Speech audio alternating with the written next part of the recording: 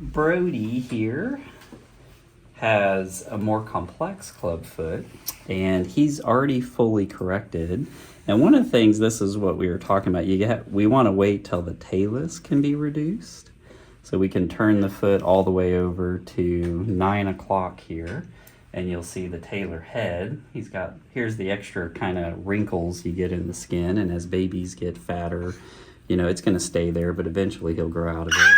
But we should be able to go past 9 o'clock and then up past 9 o'clock, and that's when we can start doing dorsiflexum stretching, and that's where the base of your hand forms, your thenar eminence forms a nice arch, fits in the base of the foot.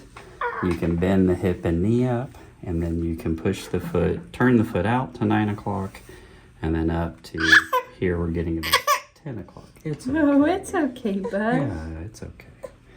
And that's how we get a good stretch. Now, other components about Brody's feet is you can see his toes are shorter and a little more contracted, and that's from some of the intrinsic muscles.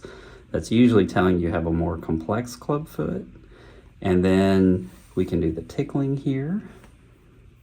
And there we get him to fire his everters. And we can get toe extensors as well as he lifts up, and that's how we want to try to stimulate those.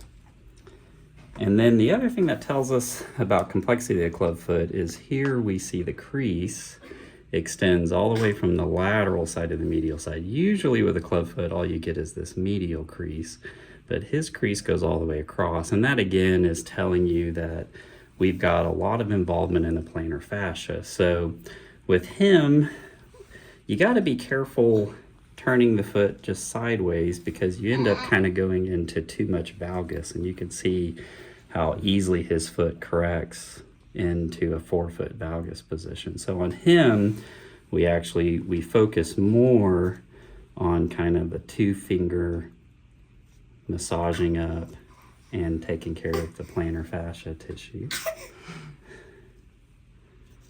And when his foot was a fresh club foot, it was really turned in like this. And in that scenario, come over this way.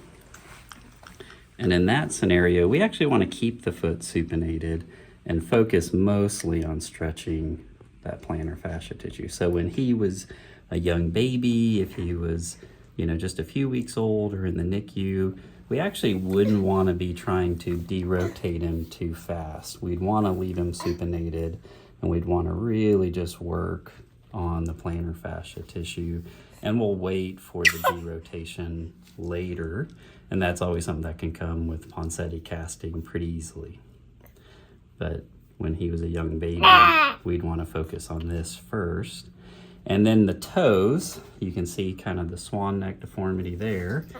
We can support the foot at the base of the metatarsal, and then we can kind of pinch the foot, the toe, to straighten that out, and then do a full extension out like that.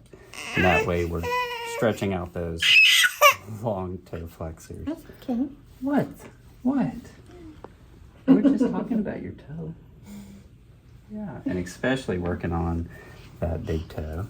But we could work on each one, and we can kind of pinch them straight, support the base of the metatarsal head there, and then we can work on toe extension. Oh, I know.